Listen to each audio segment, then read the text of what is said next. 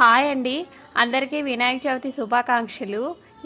ఇది వచ్చేసి వినాయక చవితి రోజు లాగు. పొద్దున్నే లేచేసి తలస్నానం చేసేసి పూజ అయితే చేసేసుకున్నాను. ప్రసాదాలు వచ్చేసి ఉండ్రాళ్ళు, కుడుములు, కొబ్బరికాయ కొట్టేసి పాయసం చేసేసాను.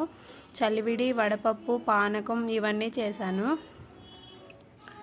పత్రి అవన్నీ తీసుకొచ్చాను. పులిహోర చేశాను. దేవుడి దగ్గర ఫ్రూట్స్, తాంబూలం అవన్నీ పెట్టేసి పూజ చేసేసుకున్నాను.